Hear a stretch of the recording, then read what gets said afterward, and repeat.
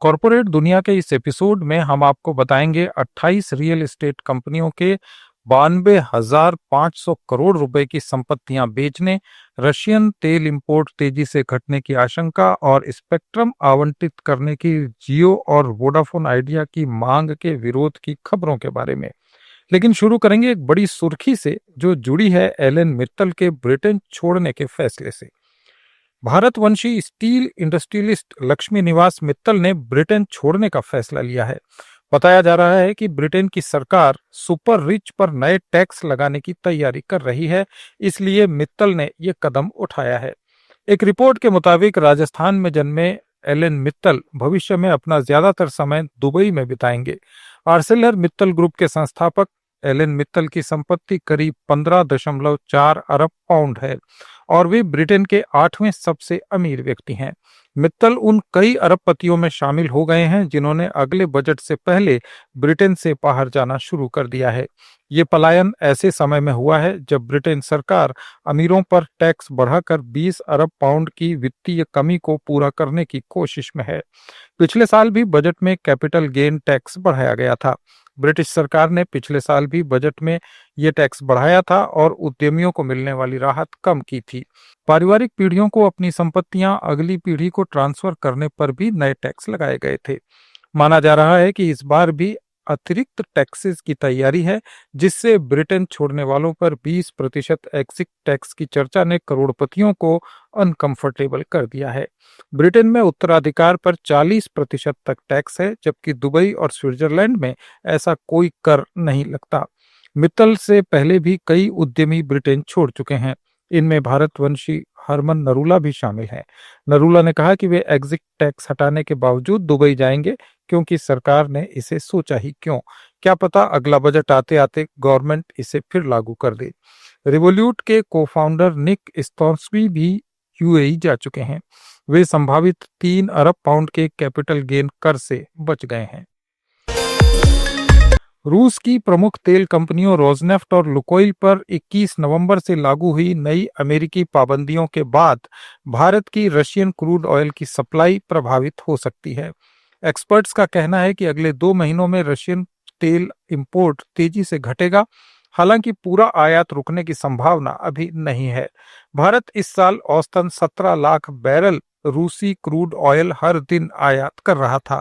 नवंबर में यह मात्रा बढ़कर 18 से 19 लाख बैरल प्रतिदिन तक पहुंचने का अनुमान है, क्योंकि रिफाइनरीज पाबंदियों से पहले छूट वाले कार्गो खरीद रही थीं।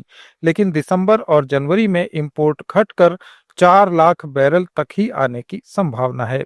यूक्रेन वॉर के बाद पश्चिमी प्रतिबंधों और यूरोप की मांग घटने से रूस ने भारत को भारी छूट पर तेल बेचना शुरू किया। नतीजा, भारत का रशियन तेल आयात 1% से बढ़कर 40% हो गया और रूस नवंबर में भी भारत का सबसे बड़ा क्रूड ऑयल सप्लायर बना रहा। नई सैंक्शंस के बाद कई भारतीय रिफाइनरीज ने रशियन तेल खरीदना अस्थायी रूप से रोक दिया है। Reliance industries, HPCL, Mittal energy और मैंगलोर रिफाइनरी एंड पेट्रोकेमिकल्स ने आयात बंद कर दिया है। केवल रोजनेफ्ट समर्थित नायरा एनर्जी इससे प्रभावित नहीं है। वेडिनार रिफाइनरी, जहां पहले ही प्रतिबंधित इकाई के रूप में लिस्टेड है और वो मुख्य रूप से रशियन क्रूड ऑयल पर निर्भर है। विश्लेषकों के अनुसार नायरा को छोड़कर सभी रिफाइनरीज ओएफसी लिस्टेड कंपनियों से तेल खरीदने का जोखिम नहीं उठाएंगी। नए अनुबंध, सप्लाई रूट, मालिकाना ढांचे और भुगतान चैनल तय करने में भी समय लगेगा। वाणिज्य और उद्योग मंत्री पीयूष गोयल की 3 दिन की इजराइल यात्रा के दौरान दोनों देशों के बीच कई महत्वपूर्ण बायलैटरल आर्थिक मुद्दों पर विस्तार से चर्चा हुई। पीयूष गोयल ने इजराइल के राष्ट्रपति इजाक हर्जोग से भेंट की। इस मुलाकात में एक अहम समझौते पर सहमति बनी। दोनों देशों ने इनोवेशन और टेक्नोलॉजी पर केंद्रित एफटीए के लिए टर्म्स ऑफ रेफरेंस पर हस्ताक्षर किए। इस प्रस्तावित समझौते का उद्देश्य भारत और इजराइल की ताकत को जोड़ना है। इजराइल की अत्याधुनिक तकनीक और इनोवेशन की क्षमता और भारत का विशाल बाजार और टैलेंट दोनों मिलकर ग्लोबल लेवल पर मजबूत असर डाल सकते हैं। इजराइल के राष्ट्रपति हर्जोग ने भारत इजराइल संबंधों को अटूट बताते हुए कहा कि दोनों देश मिलकर दुनिया के लिए नई संभावनाएं और नए सॉल्यूशंस तैयार कर सकते हैं। ये यात्रा दोनों देशों के बीच आर्थिक साझेदारी को और गहरा करने की दिशा में एक बड़ा कदम मानी जा रही है। the impact of India and the affection towards India and Israel is outstanding. And I also had the pleasure and honor of meeting your Prime Minister a couple of times in recent years, and I hope to be able to meet your President soon. I think that the relations are excellent, but we can even upgrade them more, and I'm especially happy that you're here to have signed an MOU, which is so important on the economic level between the nations. So all I can say is now the sky's the limit. We have to work hard on it, but I think we are like-minded in so many things. So welcome and Piyush Goyal ने कहा कि Israel का startup ecosystem और भारत का युवा talent एक साथ आए तो ये पार्टनरशिप वैश्विक भलाई के लिए फोर्स मल्टीप्लायर साबित होगी। दोनों देशों के बीच द्विपक्षीय व्यापार पिछले कुछ सालों में $10 अरब का आंकड़ा पार कर चुका है। प्रस्तावित एफटीए से technology, agriculture, water management, cyber security और हेल्थ सेक्टर में सहयोग को और गति मिलने की उम्मीद है।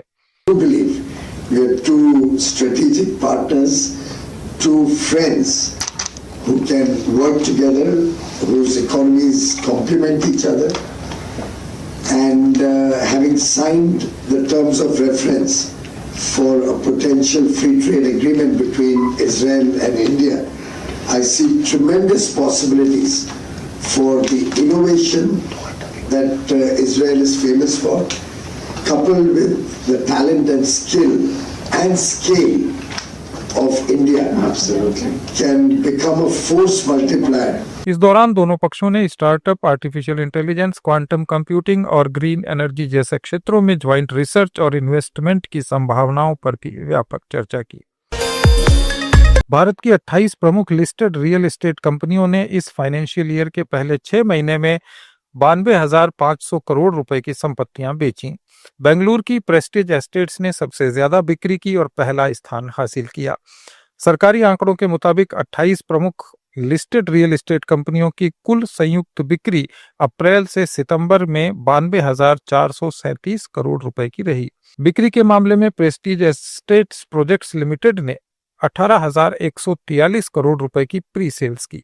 डीएलएफ लिमिटेड ने 15,757 करोड़ रुपए की संपत्तियों की बिक्री के साथ दूसरा स्थान हासिल किया। मुंबई की गोदरेज प्रॉपर्टीज ने 15,587 करोड़ रुपए और लोधा डेवलपर्स ने 9,020 करोड़ रुपए की प्रॉपर्टीज बेची। दिल्ली एनसीआर के सिग्नेचर ग्लोबल ने पहले 6 महीनों में 4,650 करोड़ रुपए के एसेट्स की बिक्री की। इन 5 बड़े डेवलपर्स ने अकेले 63,000 करोड़ से ज्यादा की प्रॉपर्टीज बेची, जो कुल बिक्री का 70% है। कोविड महामारी के बाद लिस्टेड रियल एस्टेट डेवलपर्स का प्रदर्शन अच्छा रहा है, क्योंकि हाउसिंग संपत्तियों की मांग काफी मजबूत है। इसके अलावा कंज्यूमर्स ने जोखिम से बचने के लिए बड़े ब्रांडेड रियल एस्टेट कंपनियों को प्रायोरिटी दी और अचानक बंद होने वाले छोटे डेवलपर्स से दूरी बनाई। अन्य लिस्टेड कंपनियों में बेंगलुरु की शोभा लिमिटेड और ब्रिगेड एंटरप्राइजेज ने 3,981 करोड़ और 3,152 करोड़ रुपए की प्रॉपर्टीज को बेचा। ये थे कॉर्पोरेट जगत के कुछ अहम अपडेट्स। जुड़े रहिए लेट्स माइक के साथ।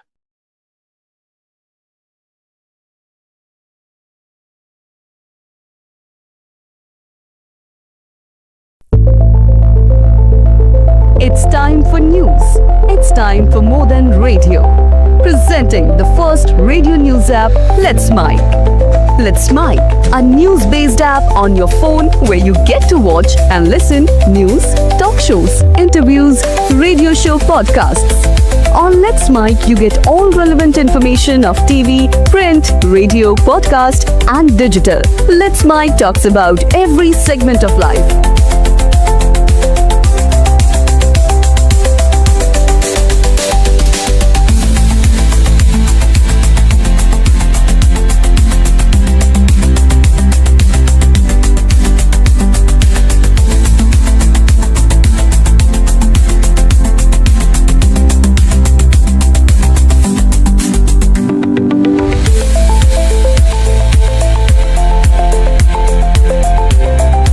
Download the app now from Play Store. Available both on Android and iOS mobile phones. Follow us on YouTube, Instagram, Twitter, LinkedIn, Facebook, Telegram, WhatsApp, Snapchat. Let's talk. Let's connect.